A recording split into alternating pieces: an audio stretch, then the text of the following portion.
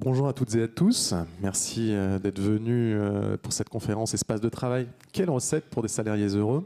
Alors, on est là pour 1 heure avec Nicolas Cochard, directeur R&D de Cardam. Bonjour Nicolas. Bonjour. Et aussi Anne Griffon, directrice de Château Form Inside. Bonjour. Bonjour. Et malheureusement, Anne manque à la grippe, donc elle ne pourra pas être là aujourd'hui. On s'en excuse, mais on s'arrangera pour tenir votre attention sur l'heure qui vient. Alors, est-ce que vous pouvez commencer par vous présenter un peu vos parcours personnels, Anne? Oui, avec plaisir. Anne Griffon, moi j'ai le plaisir d'officier chez Château Form depuis 7 ans. Avant ça, j'ai un parcours très serviciel marketing.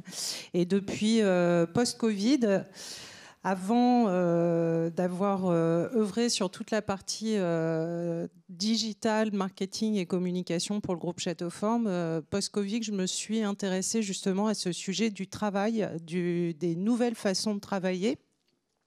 Et on avait une petite pépite dans notre giron qui s'appelait Château Form Home à l'époque et qui essayait justement de proposer des façons différentes déjà de faire des séminaires dans les bureaux. Et bon, je garde un peu pour la suite, mais en tirant le fil, on a créé Château Form Inside qui voilà, se déploie ses ailes depuis 3 ans et dont j'ai le plaisir de m'occuper. Et vous, Nicolas, un peu de parcours un peu surprenant? Sur le parcours, si vous avez 2 heures, on va en parler. Donc, un ancien enseignant d'histoire géo qui fait une thèse sur le 19e siècle et la marine de commerce, qui soutient sa thèse, qui fait une belle rencontre et une amitié avec Frédéric Miquel, ici présent, qui un soir me dit tiens, rejoins-nous. C'était il y a 8 ans. Voilà. Et donc aujourd'hui, l'historien du travail s'est transformé en directeur recherche et développement du groupe Cardam, avec pour l'objectif de nourrir nos métiers, nourrir nos pratiques et nos approches globales maintenant, dans un groupe en croissance, à partir de connaissances théoriques qui vont nous permettre de progresser dans une logique d'amélioration continue. Voilà, je vous l'ai fait courte. Merci. Alors, on l'a dit, notre vision du travail a changé. Ça fait 5 ans qu'on enchaîne les crises petites et grandes. La vision du bonheur au travail, quelle est-elle? Vous, Nicolas, vous, chez Cardam, vous avez publié une étude récemment. Est-ce que vous pouvez nous faire un petit tour de cette étude déjà? Oui, alors, bon, j'ai préféré vous parler de l'étude sans vous présenter tout un tas de chiffres, mais je précise juste que l'étude, vous pouvez la trouver sur le site de Cardam en intégralité, en téléchargement. Alors, nous, on se méfie toujours un petit peu de ces mots un peu pompeux, heureux au travail, bonheur, etc. Non pas qu'on soit contre le bonheur au travail, bien sûr, mais l'étude que l'on a menée, qui s'intitule Parcours urbain, elle a voulu essayer de voir quelle était la satisfaction, alors la satisfaction environnementale, alors pas dans le sens développement durable, l'environnement, mais l'environnement de travail. La satisfaction environnementale étant un concept qui a fait ses preuves en psychologie sociale. Cette étude voulait montrer en quoi, dans le monde d'après-crise, comme on l'appelle encore, l'expérience du salarié était déterminée à la fois par ses mobilités et son parcours en dehors de l'immeuble de bureau, mais aussi son parcours à l'intérieur de l'immeuble. Donc c'est pour ça qu'on a intitulé ça Parcours urbain au pluriel, pour essayer de montrer un paradoxe qu'on observe en fait depuis quelques années. Avec le développement du télétravail, on aurait pu éventuellement faire l'hypothèse que les salariés étaient moins exigeants sur leur lieu de travail compte tenu du fait qu'ils s'y rendent moins. Eh bien, c'est l'inverse qu'on observe, puisque pour tout un tas de raisons, le moindre obstacle à la fluidité de l'expérience globale de l'utilisateur devient une source de mécontentement, d'insatisfaction et qui se termine peut-être, possiblement, par « j'aurais mieux fait de rester chez moi ». Et donc, on a analysé dans cette étude les parcours depuis le fait de quitter son domicile le matin, quelles sont les modalités de transport que l'on trouve, et ensuite, en quoi tout ce qui se passe en dehors de l'immeuble impacte le ressenti du confort au travail. Et donc, quelques résultats de cette étude. Concernant les transports, Alors, je précise que c'est une étude européenne sur 5 pays européens. Donc, ça nous a permis aussi de faire des comparatifs. Sur les transports, l'un des enseignements principaux, c'est que ce n'est pas forcément le temps de transport passé qui impacte le plus la satisfaction ou l'insatisfaction, mais c'est plutôt les modalités en termes de fluidité des transports. Autrement dit, dans notre échantillon de près de 1000 personnes, des salariés qui mettent plus de temps mais dans des transports fluides et fiables expriment une satisfaction supérieure à ceux qui ont plus d'incertitude sur l'heure d'arrivée au bureau. Et ça, on l'a d'ailleurs mesuré sur les salariés en flex office.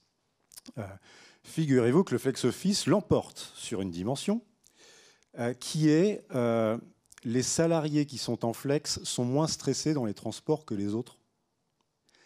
On a fait l'hypothèse que cette flexibilité spatiale s'accompagnait aussi d'une flexibilité horaire qui donnait pour résultat le fait que être attendu à une heure fixe sur un poste attribué était quelque chose de moins prégnant, évidemment, en flex office.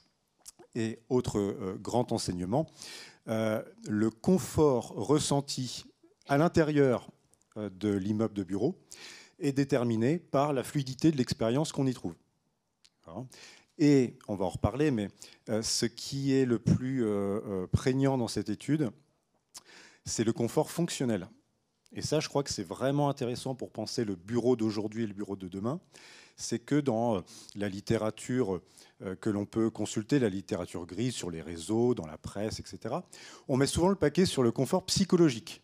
On parle bonheur, on parle bien-être, on parle de tout ce qui va faire en sorte qu'il y a un effet, alors j'aime pas trop cette expression, mais le fameux effet waouh quand j'arrive au bureau, où j'ai entendu même ce matin le bureau sexy.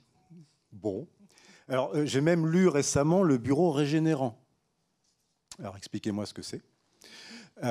Mais dans notre étude, nous on est sur des choses un peu plus pragmatiques. C'est le confort fonctionnel qui l'emporte.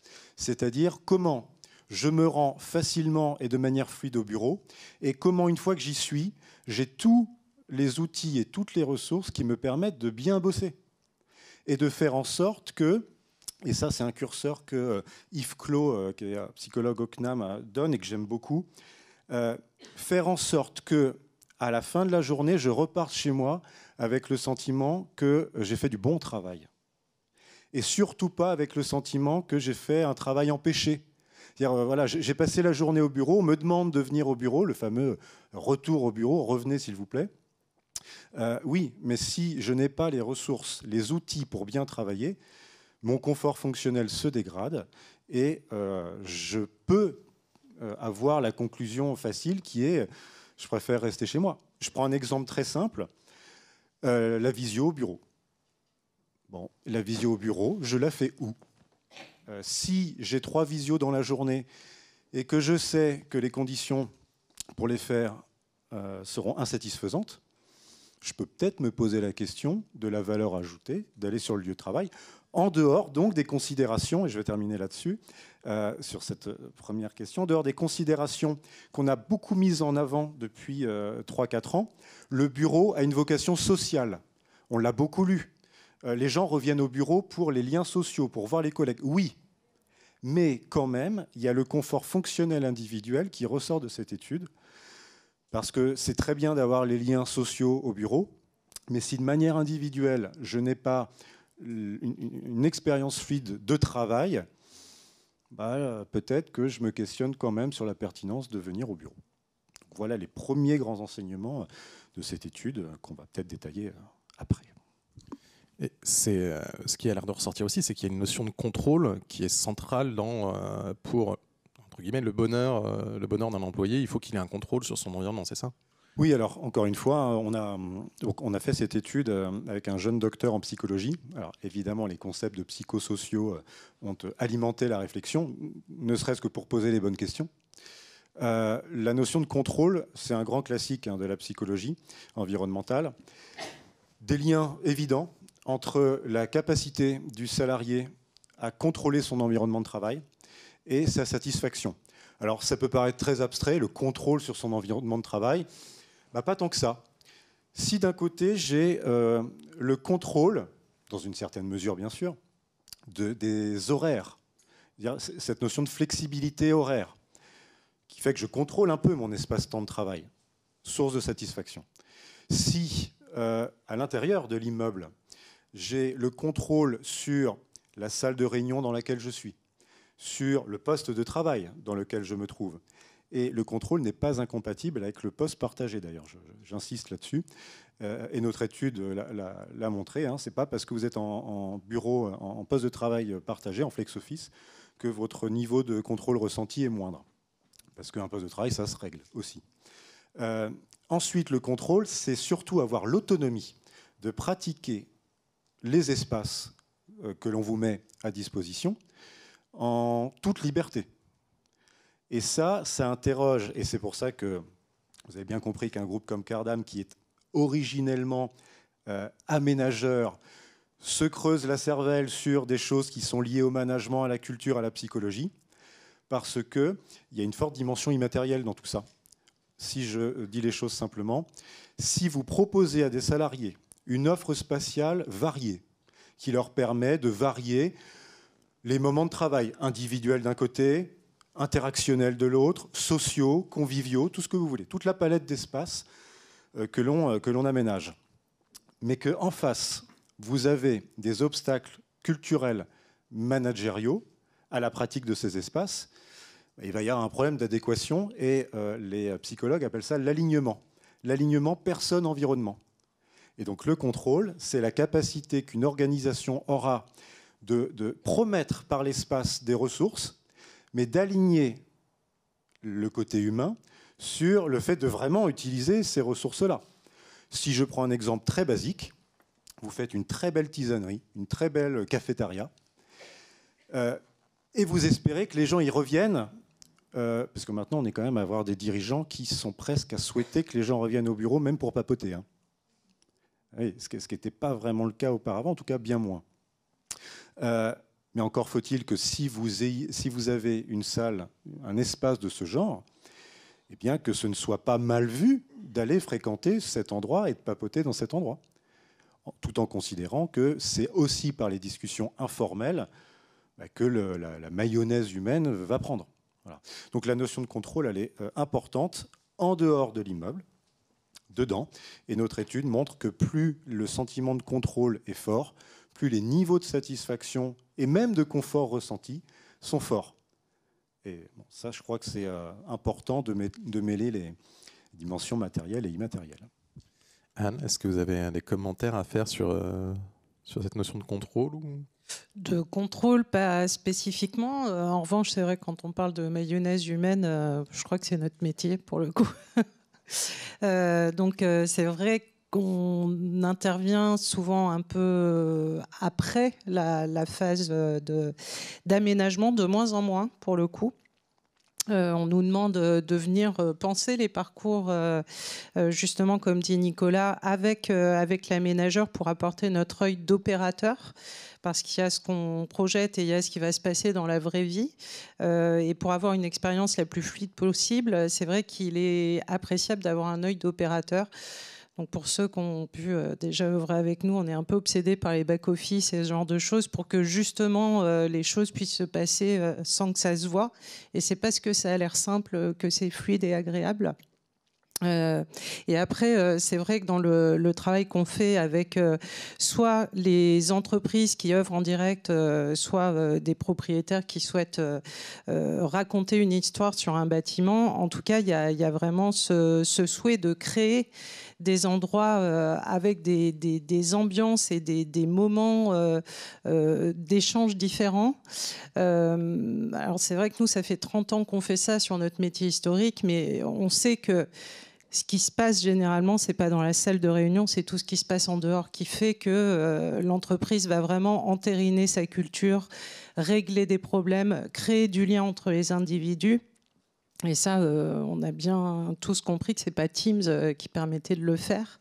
Teams est extrêmement pratique, fonctionnel et rationnel, mais absolument pas humain. Et nous sommes des êtres sociaux. Nous avons absolument besoin de ces interactions. Et c'est vrai qu'on a le plaisir d'accompagner une quinzaine de clients aujourd'hui avec Châteauforme Insight dans les bureaux. On voit bien à quel point, comme tu le dis Nicolas, tous ces small chats, tous ces petits moments font la différence, vraiment.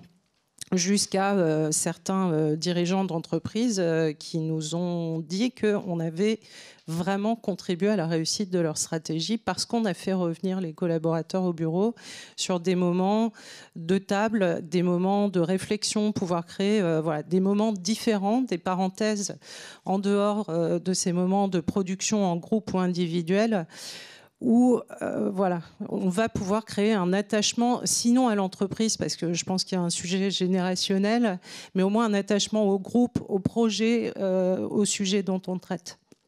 Et d'ailleurs, comment vous créez ces moments d'humanité chez Châteauforme?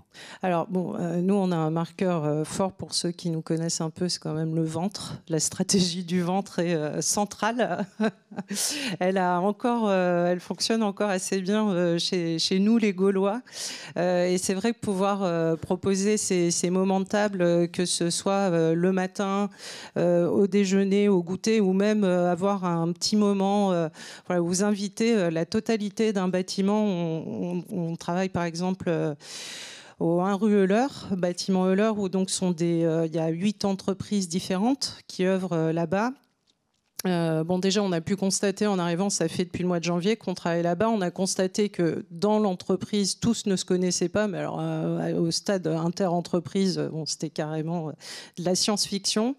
Et le fait de pouvoir créer ces moments conviviaux, on le fait une fois par mois à peu près, vraiment très simple, hein, on révolutionne rien, mais c'est faire une animation autour de crêpes, de gaufres, ou avoir un intervenant qui va venir prendre la parole. On a 300 à 400 personnes qui passent. Donc il y a des vrais moments de partage, des vrais moments d'interaction.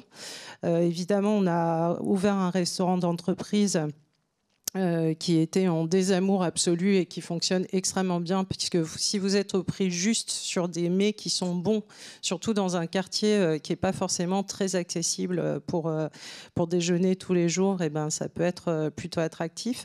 Et quand c'est bien fait, les gens sont heureux de venir, et c'est exactement ce que tu dis, ça fait partie de ce parcours voilà, fluide, agréable, où je me sens attendue, je me sens reconnue, je sens que l'entreprise qui m'emploie a envie de prendre soin de moi. Donc évidemment, on va aussi pouvoir penser au bien-être. Il y a la tête, il y a le corps, c'est pouvoir faire du sport. Alors ça semble un peu téléphoné parce que c'est ce que tout le monde veut faire et tous les bâtiments veulent faire. Maintenant, il faut le faire correctement, quoi, sans vouloir enfoncer de porte ouverte. Il y a un savoir-faire, une attention. Et c'est peut-être un peu notre spécificité, c'est qu'on n'est pas des facility managers, on ne vient pas du FM, on n'est pas des techniciens, on vient plus du monde de l'hôtellerie. Et on se rend compte en ce moment que c'est un peu ce qui est recherché, c'est-à-dire une touche voilà, pas fonctionnelle, mais humaine. On en revient à donner une raison de venir au travail, donc que ce soit par la qualité de l'espace de travail pour être efficace, mais aussi pour socialiser, donc c'est ça? Oui, parce que bon, Anne parlait de ce côté expérientiel. Mais disons qu'actuellement, on a des questions de bon sens qui sont revenues dans nos métiers suite à la crise sanitaire et au développement du télétravail. Bon, les questions de bon sens sont nourries par la concurrence qui se fait du travail en dehors de l'immeuble. Et derrière cette notion de j'ai bien fait de venir, c'était bien, il y a deux piliers.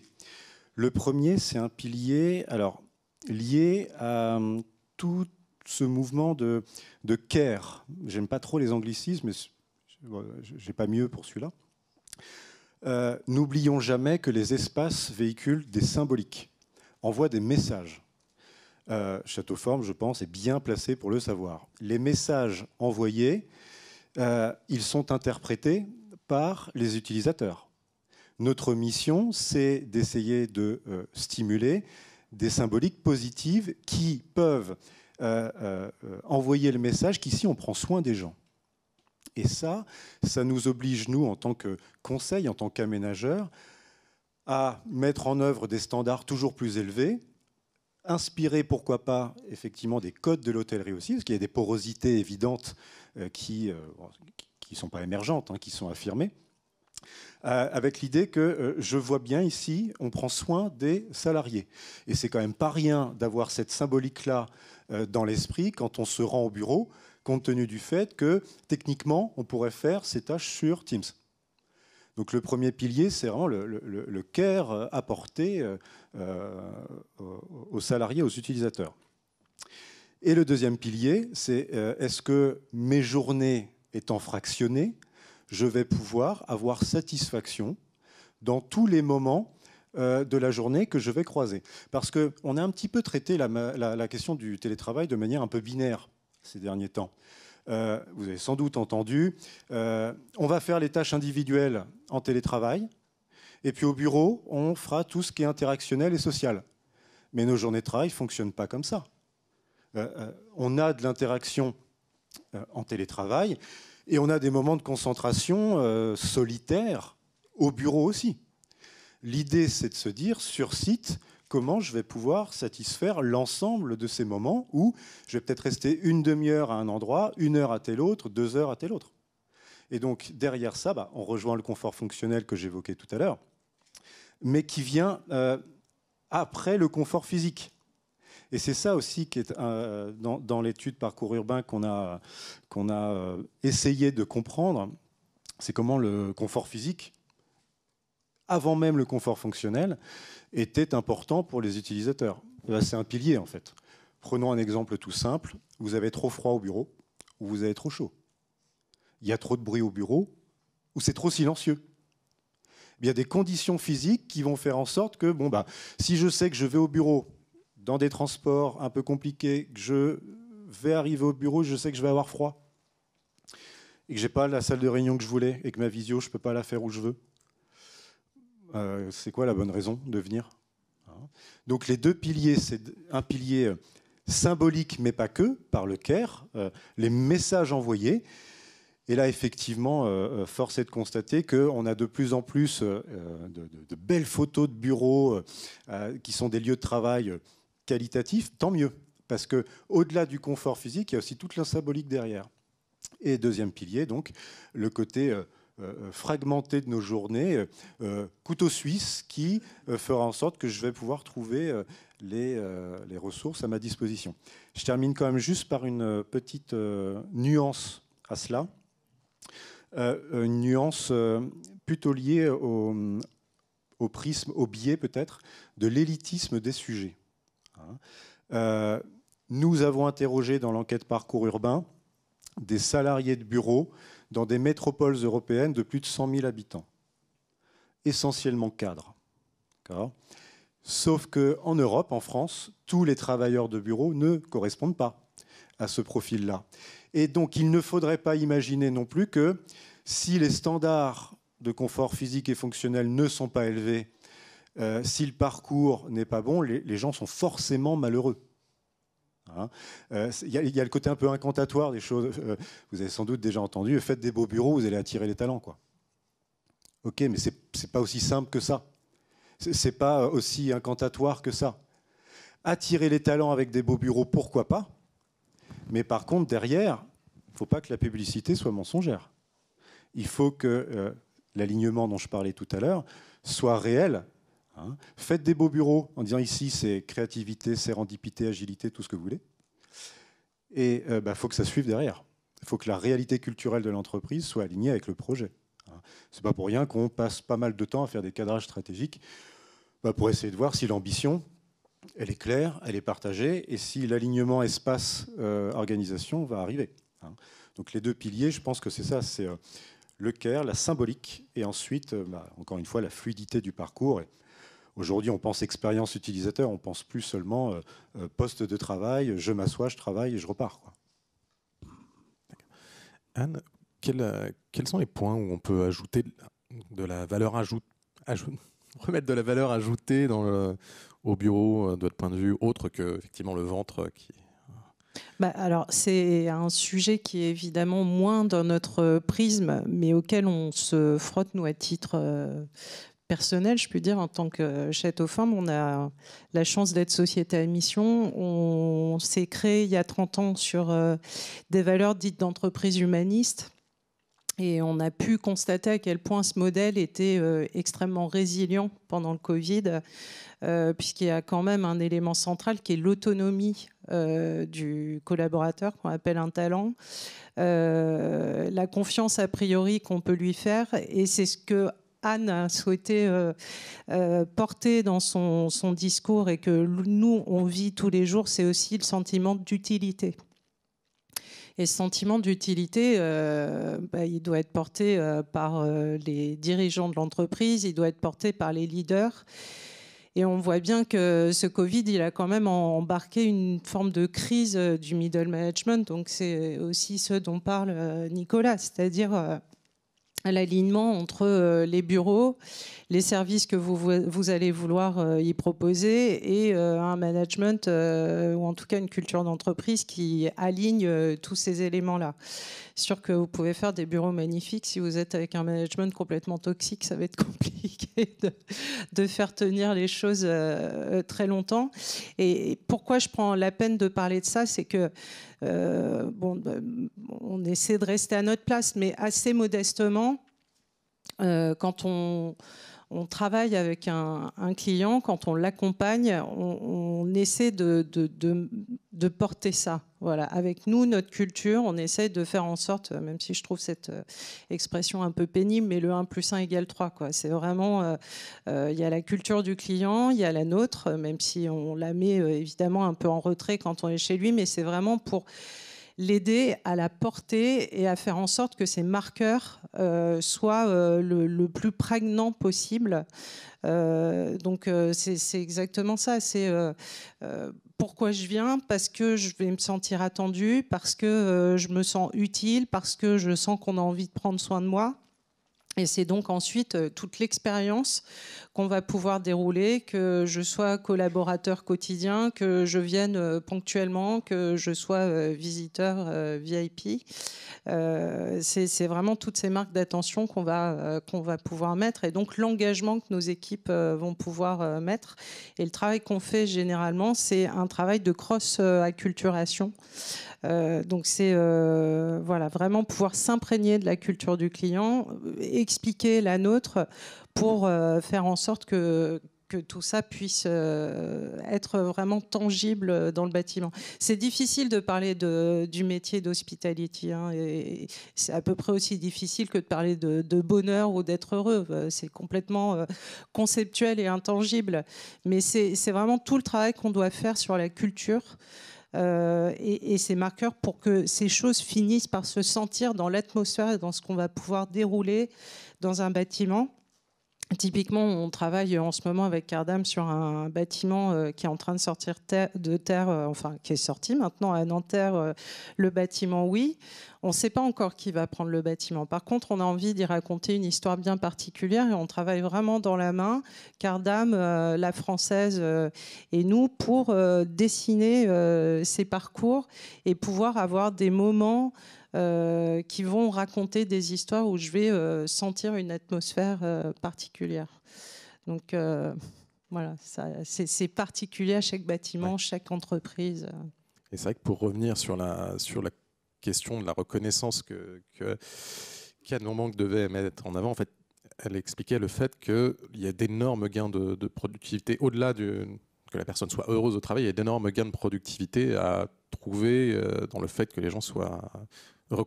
et une reconnaissance, notamment pour toutes les fonctions entre guillemets invisibles de support. Nous, on a coutume de dire que des talents heureux font des clients heureux. Il faut quand même voir que dans nos métiers, on a justement tous ces métiers de l'invisible. On a, en tout cas sur le métier historique, des femmes de ménage.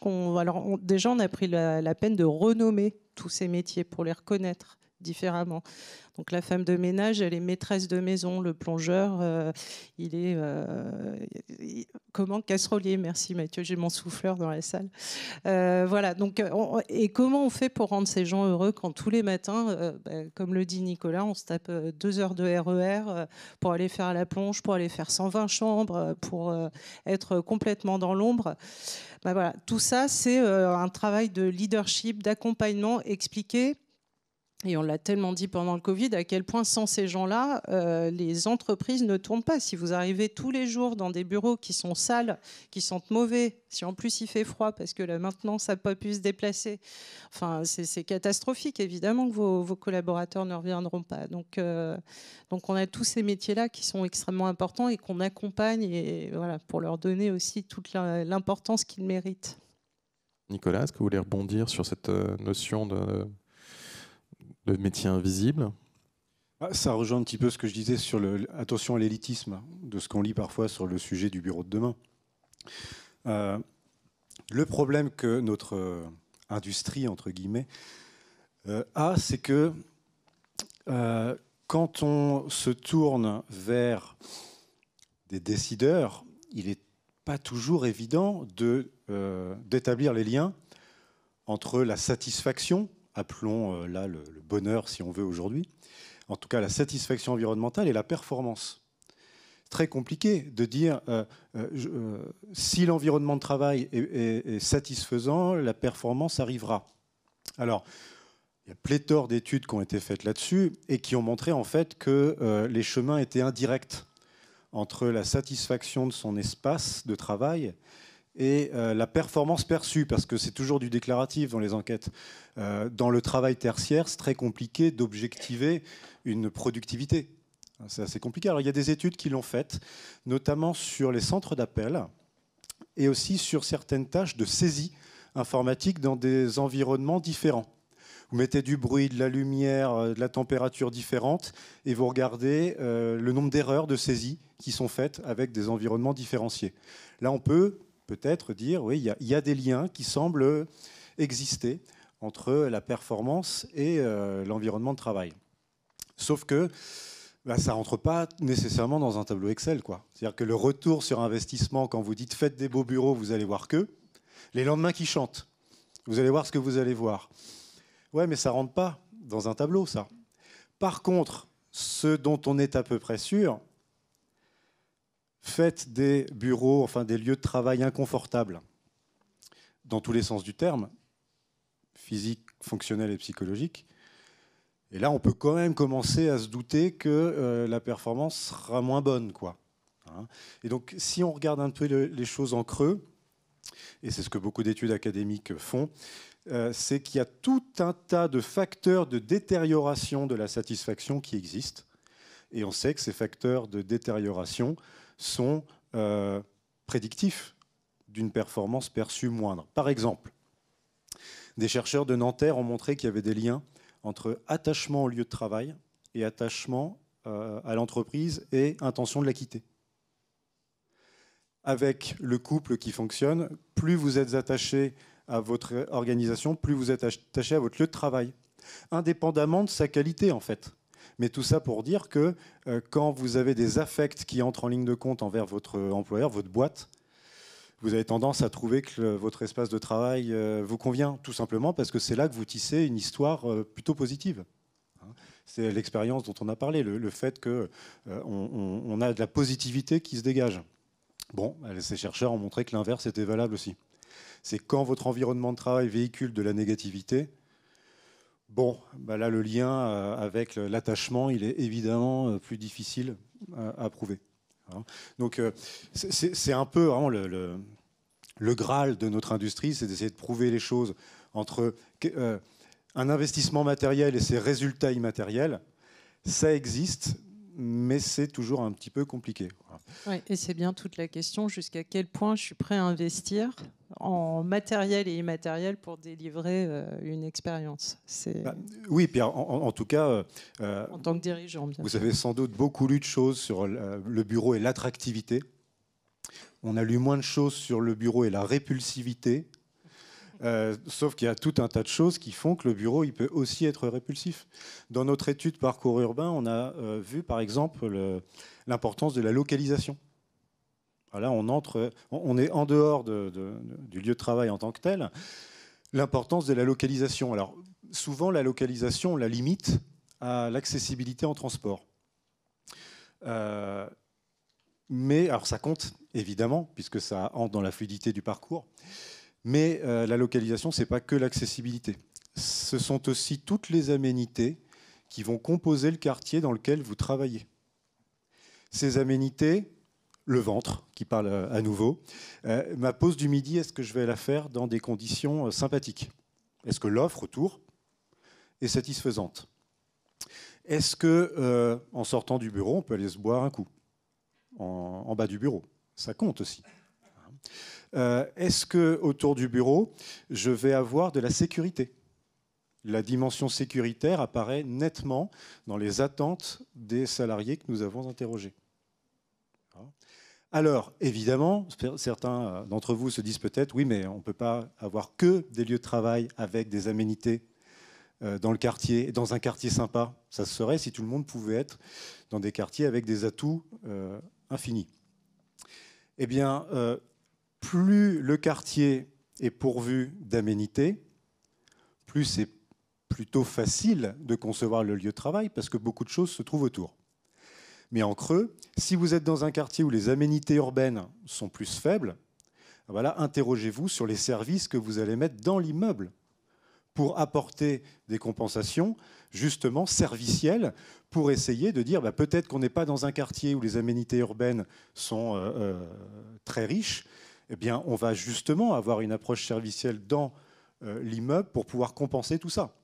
Si je caricature un peu, inutile de mettre une salle de sport dans vos locaux si vous en avez 3 dans un rayon de 5 minutes.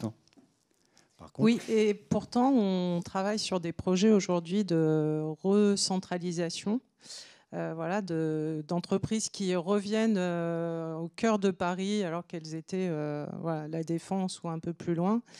Et on voit bien que le projet, c'est quand même d'avoir la totalité des services dans le bâtiment pour faire en sorte que quand les collaborateurs sont là, je veux qu'ils restent là. Donc le brief, c'est ramenez-moi Paris dans le bâtiment. Donc je recrée ceinture absolument, et bretelles. exactement, ceinture bretelle, comme tu dis.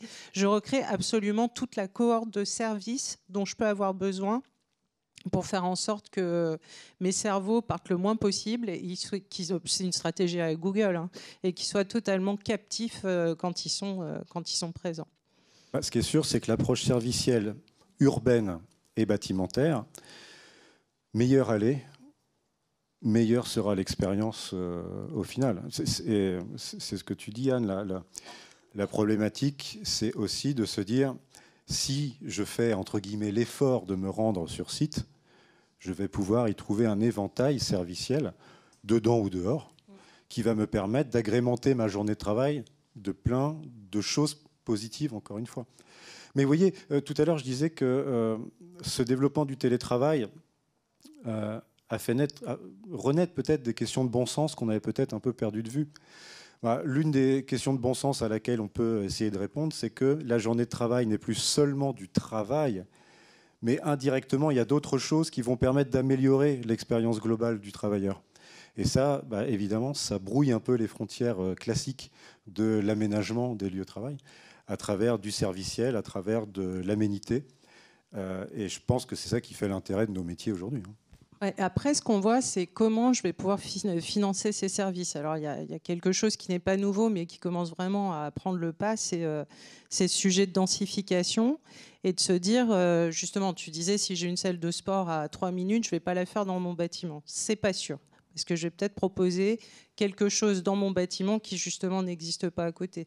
Pour ceux qui peuvent se le permettre, on voit des bâtiments où fleurit une salle d'escalade ou des choses un peu particulières, voire sensationnelles. Mais c'est aussi le fait de se dire, est-ce que dans mes étages, j'ai besoin de me recréer toute la cohorte de salles de réunion, toute la cohorte de choses que je peux trouver en pied d'immeuble et que pour le coup je peux mutualiser avec les autres entreprises si je suis en multi, ou en tout cas voilà, pouvoir mutualiser au maximum les services qui peuvent être utiles à l'ensemble des étages et donc pouvoir les financer aussi plus facilement. Donc on est vraiment dans un sujet de densification, justement, avoir un maximum d'usage du bâtiment pour pouvoir... on en parlait avec quelqu'un qui est un peu spécialiste du sujet l'autre jour et il a amené un truc très évident à mon esprit que je n'avais pas forcément, c'est le fait que plus il y a de monde dans un bâtiment, moins j'ai besoin de le chauffer aussi. Donc ce sujet de densification, il a aussi un impact carbone immédiat. Voilà, si j'arrive à ramener assez de monde dans mon bâtiment, tout va s'amortir mieux et de manière beaucoup plus saine. C'est quelque chose que vous poussez aussi chez Cardam, une intensification des usages? C'était une des conférences, un des fils rouges des conférences que nous avons faites cette année. Oui, par la force des choses, parce que est-ce qu'on peut penser aujourd'hui l'usage de la même manière qu'auparavant, compte tenu du fait que les modalités de présence ne sont plus exactement les mêmes. C'est-à-dire, les modalités d'habiter l'immeuble ne sont plus exactement les mêmes. Non. Donc, intensifier les usages, ça veut aussi dire intensifier l'expérience proposée. Et encore une fois, ça passe par le dehors et le dedans. Mais ce qui est sûr, c'est que, en creux, encore une fois, si nous n'intensifions pas les usages, quelle est la conséquence ? Eh bien, la conséquence, c'est d'avoir finalement des gens qui vont venir fréquenter du bâti en se disant que le ressenti global de cette fréquentation n'est pas très positif. Donc, intensifier les usages, ça veut aussi dire intensifier l'expérience et le ressenti final.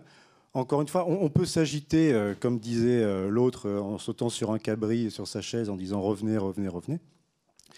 Ça passe, ce retour au bureau qu'on espère, ça passe justement par des usages qui vont être intensifiés, mais dans quel sens on peut entendre intensification ? Dans un sens quantitatif, je vais pouvoir avoir des usages variés tout au long de ma fréquentation du lieu, et sous un angle qualitatif, je vais pouvoir avoir mon expérience optimisée, maximisée, à chaque fois que je vais avoir un besoin particulier. Si je veux faire du sport, eh bien, j'ai les meilleures conditions qui s'offrent à moi. Si je veux faire une réunion, j'ai les meilleures conditions qui s'offrent à moi. Une réunion de 2, j'ai le coin pour le faire. Une réunion de 10, j'ai la salle qui va bien, avec la visio qui marche rapidement. Je pense qu'on a tous encore des expériences de plusieurs minutes nécessaires à ce que tout le monde en distance et en présence soit en mesure de parler. Est-ce que je vais pouvoir avoir mes moments de concentration et de silence dans les meilleures conditions ? Tous ces usages qui correspondent à notre vraie vie au travail nécessitent aujourd'hui que l'on puisse essayer de trouver des réponses en termes d'aménagement. Parce que, encore une fois, si vous dites venez au bureau pour vous réunir, pour parler, pour être ensemble, mais que les ressources à votre disposition ne vous permettent pas d'être optimales dans la capacité à échanger, vous allez peut-être vous dire la prochaine fois on se fait un Teams. Je vous donne juste un exemple. Moi je donne quelques cours à l'université de Nanterre. La connexion est catastrophique. Les cours, je peux parfois les faire de meilleure manière avec Teams parce qu'ils peuvent partager leurs documents rapidement. Ils ne peuvent pas le faire sur site. Faut déjà que je galère à trouver la clé pour ouvrir la porte. Mais c'est presque l'anti-expérience fluide, quoi. Sauf que les étudiants en face, quand on leur fait cours en Teams, on sait que ça va être un problème. Mais ils finissent par dire ouais, mais ça nous permet quand même de travailler plus rapidement et plus efficacement que si on était tous ensemble dans la classe. Bon, je ne sais pas s'il y a 10 ans, on aurait pu se dire qu'un cours à distance est meilleur qu'un cours en présentiel, quoi. Et donc voilà, la conclusion de cette histoire d'usage, c'est que plus vous allez les satisfaire, plus vous allez répondre à la vraie vie des gens, plus les niveaux de satisfaction et de confort ressentis vont arriver. Dans l'étude qu'on a faite, on a quand même des liens, y compris avec le confort physique et le confort fonctionnel. Les personnes qui pensent qu'elles ne peuvent pas bien bosser en étant au bureau, bizarrement, elle trouve qu'il fait plus froid, qu'on est moins bien assis, qu'il y a trop de bruit. Vous voyez, il y a tout qui vient se dégrader à partir du moment où c'est le travail qui est empêché. Et donc ça, c'est hyper intéressant quand même. Ce qui est quand même au cœur de la fréquentation de nos lieux de travail et qui peut peut-être amener au bonheur au travail, entre guillemets, même si je me méfie encore une fois de cette expression, c'est de pouvoir bien bosser en fait. Ah, et là, je vais prêcher pour notre paroisse. Pour le coup, c'est vrai que, comme je le disais, on ne vient pas de ce milieu-là, nous, et on découvre le monde du facility management et de tout ce qui fait qu'un bâtiment est opérant. Et c'est vrai que ce qui nous frappe, c'est l'hyper-verticalité de ces sujets quand ça devrait être absolument fluide et désiloté. Et donc, c'est vrai qu'on fait un peu partie de ces quelques militants des silotons et travaillons tous de concert, que ce soit le front, le back, pour que justement... un truc bête, il fait froid, j'attends pas 3 jours que la notification soit partie au partenaire qui doit en référer à son directeur, qui doit appeler. Enfin, c'est juste impossible. Nous, on est des gens de terrain et il faut que ce soit réglé dans l'heure et qu'on ait la main pour régler ça. Et aujourd'hui, pour parler de choses tout à fait pragmatiques, les appels d'offres sont pas fichus comme ça, quoi. On a une entreprise par sujet et on fait bien en sorte que personne ne se parle pour que l'expérience soit le plus déplorable possible. Enfin, voilà, comme tu dis, sur Nanterre, on se demande si on ne fait pas tout pour que les étudiants ne viennent pas. Parfois, on se demande si on ne pense pas tout pour que les collaborateurs aient l'expérience la plus pitoyable possible. Donc, Et je précise que c'est un cours qualité de vie au travail que je donne. C'est une caricature, ben oui. Tu viens, je t'invite avec tes étudiants un jour, on essaiera de leur montrer autre chose. Voilà. En tout cas, évidemment, ça va dans le bon sens, mais il y a du mouvement à faire aussi là-dessus. Si on veut que les choses se déroulent bien, il faut aussi donner les moyens, pas forcément financiers, mais les moyens que tout ça puisse se faire sans couture, comme on arrive à le faire dans le retail, comme on arrive à le faire dans l'hôtellerie. Voilà, les bureaux sont sur le bon chemin, mais il faut qu'on arrive à le faire aussi là. Alors pourquoi on n'arrive pas à le faire dans le bureau? Il y a des verrous, c'est managérial? Il y a des managers, il y a des acheteurs. Si vous êtes dans la salle, je serais ravie de parler avec vous après. Mais voilà, il y a des vieilles habitudes. Je pense qu'on n'a pas envie de mettre tous ses œufs dans le même panier. Il y a des façons de faire qui sont... c'est dur de changer pour tout le monde sur n'importe quel sujet. Je pense qu'on en est là aussi. On se rend compte qu'il faut bouger les choses. Puis il faut bouger tellement de choses. Il faut bouger les paramètres RH, il faut bouger les paramètres achat. Il faut changer tellement de choses. À quel combat je dois m'attaquer en premier? C'est difficile de choisir. En fait, tous. Donc voilà. Un dernier mot sur les verrous, peut-être? Oui, alors les verrous, effectivement. Il disait qu'il avait perdu la clé, je ne sais pas si ça. Alors, je ne l'ai pas perdu, je ne l'ai pas trouvé. Oui, parce que vous devez aller chercher à la loge la clé pour monter ensuite dans une salle qu'on vous attribue direct. Bon, bref. C'est une vraie souffrance. Hein. Les verrous, en fait, ils sont encore une fois du ressort immatériel. Et c'est parfois ce qu'on observe dans les retours d'expérience que nous faisons, c'est que il y a eu des attentes très fortes des résultats escomptés de l'aménagement. On a livré un nouveau lieu de travail. On en attend beaucoup, puisque l'investissement a été coûteux, humainement, financièrement. Et on en attend ce qu'on avait rédigé dans le cahier des charges. Désiloter l'organisation, faites de l'espace de travail une source de bien-être, enfin, tout ce qu'on voit dans les cahiers des charges. Sauf que ce n'est pas aussi simple que ça, et que nous, quand on fait des retours d'expérience, on s'aperçoit que quand même, l'un des verrous reste l'accompagnement presque post-emménagement et tout au long de la durée de vie du lieu. Parce que, prenons un exemple simple, tu parlais, Anne, des middle managers tout à l'heure. Quand vous avez des managers de proximité à qui vous offrez de nouveaux espaces en disant « ces espaces vont vous permettre de peut-être faire autrement », que ces espaces vont peut-être amener à changer vos habitudes. Mais ce n'est pas juste en disant ça que le changement va se faire. Ce n'est pas pour rien qu'on a un pôle conduite du changement avec des gens qui ne viennent pas du tout de l'immobilier à la base. ils viennent du management, ils viennent des RH.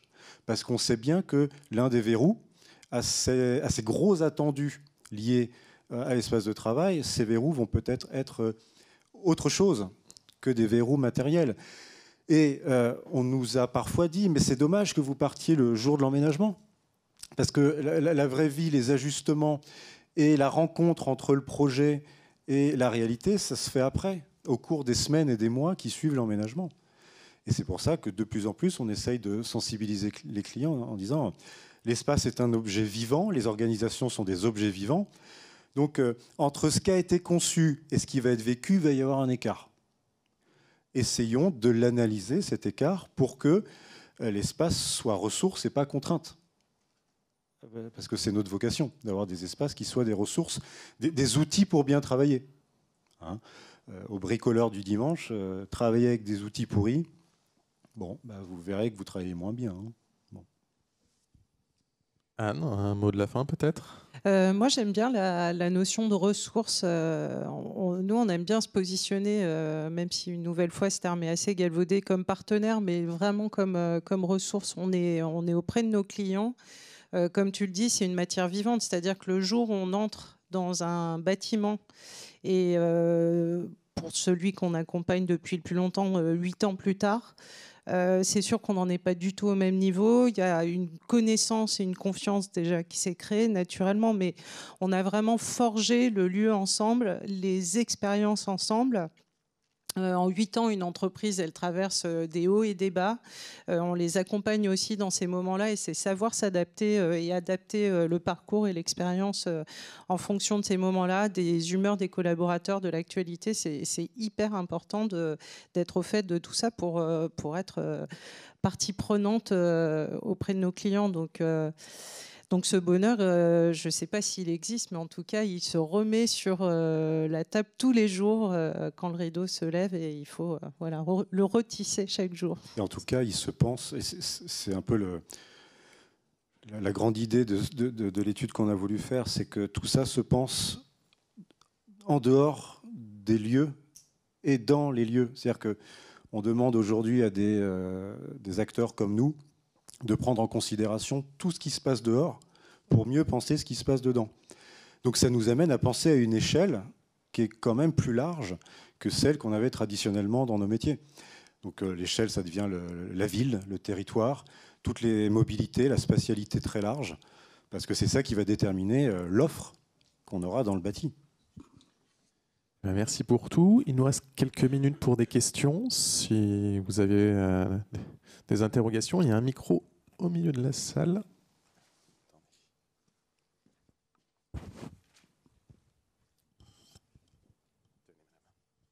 Bonjour, merci pour votre intervention.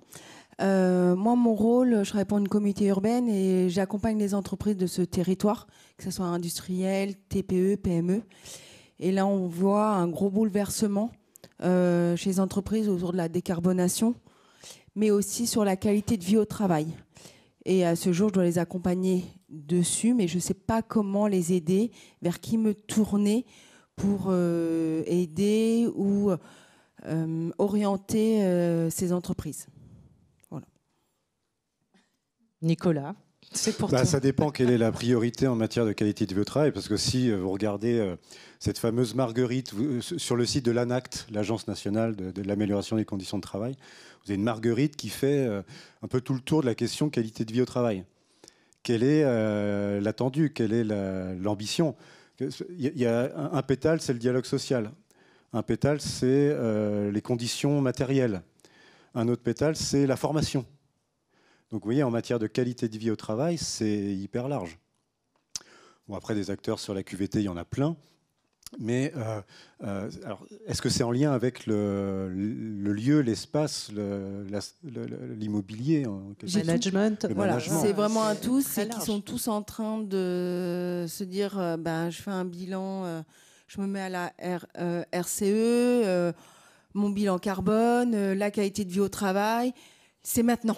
Comment je fais? Et là, voilà, c'est panique à bord pour tout le monde sur tous ces sujets. Et ils ne savent pas vers qui se tourner. Donc c'est vraiment, là mon but, c'est de les accompagner, les tourner vers les bonnes personnes Et sur la qualité de vie au travail, ils débutent. Ils ne savent pas par où commencer, qu'est-ce qu'il faut, etc. Mais ils savent que c'est un enjeu. Oui, mais alors, bon, on pourra en parler après, mais le truc, c'est que tout ça apparaît initialement, la plupart du temps, comme une contrainte. Tout ce que vous avez évoqué, aussi bien qualité de vie au travail que contrainte environnementale, ça leur tombe dessus. Et dans les petites entreprises, en plus, on n'a pas vraiment les ressources pour s'en occuper, quoi. Donc ça va passer par une externalisation. Mais il faut absolument faire en sorte que la contrainte avec laquelle on doit composer suscite des opportunités. Si je prends l'exemple de la qualité de vie au travail, mais des choses à faire en QVT, dans les TPE, mais il y en a plein. À une condition, c'est de questionner le travail et de ne pas, par exemple, pas prendre la question de la QVT sous l'angle du bien-être. Parce que ça, c'est l'écume des choses, quoi. Et parfois, on a effectivement un peu de l'impression que la qualité de vie au travail se prend par le superficiel, entre guillemets. Non, ce qu'attendent des salariés quand on va leur parler qualité de vie au travail, c'est qu'on questionne toutes les dimensions liées au travail. Le reste viendra ensuite. Mais le travail doit être au cœur de la démarche. Et puis, il y a le sens derrière. Vous pouvez parler de sens au travail si vous ne questionnez pas le travail. Donc, on pourrait en parler ultérieurement si vous souhaitez. Est-ce que vous avez d'autres questions ?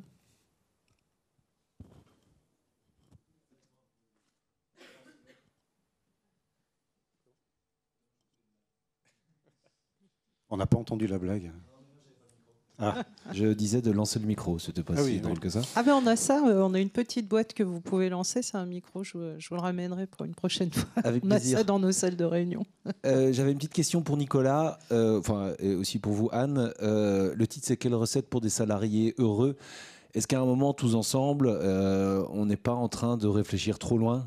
Bon, vous l'avez dit, peut-être que c'est pas être heureux finalement, et que c'est pas le job d'une entreprise de rendre un humain globalement heureux. Et je voulais savoir si finalement on ne devait pas rendre les salariés juste satisfaits. Et ensuite, quel est le lien avec le passé, avant que la révolution du travail s'enclenche ? Est-ce que finalement la génération de nos parents, enfin du coup des miens, est-ce qu'ils n'étaient pas juste satisfaits ? Est-ce que finalement, avec des choses assez simples comme lier les composantes matérielles et immatérielles, c'est pas juste suffisant et qu'à un moment on ne doit pas aller voir trop loin quand on essaye d'implémenter un sujet pareil ? Oui, alors c'est pour ça que j'essayais de dire attention aussi un peu à l'élitisme de la chose. Alors on pourra en discuter 2 heures. Hein. Est-ce que c'est le rôle d'une entreprise de rendre son salarié heureux ?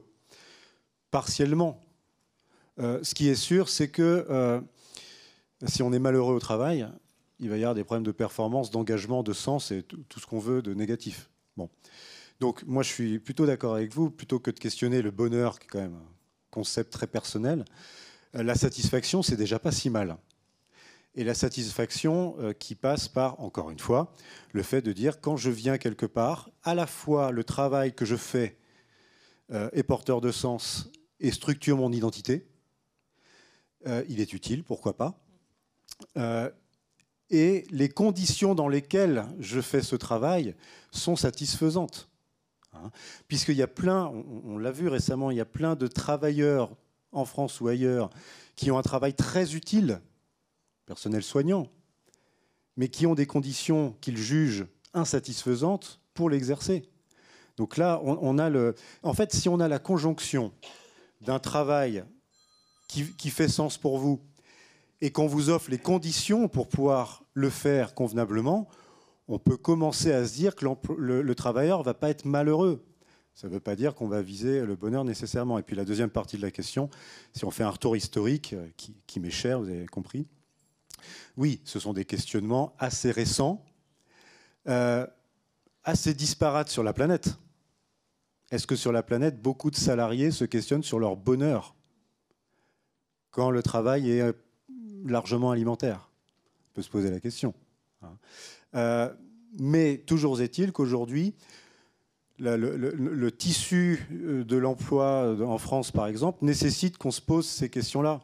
On ne peut plus seulement se satisfaire de venez au travail, c'est alimentaire et puis terminé. Et donc, on doit essayer d'avoir du travail qui fait sens, avec des valeurs à peu près cohérentes, et dans des conditions qui soient satisfaisantes. Nous, un acteur comme Cardam, on va pas solutionner tout, hein. Mais on sait que quand on donne les conditions d'exercice du travail satisfaisantes, ça impulse quelque chose qui va pouvoir être positif. C'est ça notre job. Parfois, on attend beaucoup de l'espace.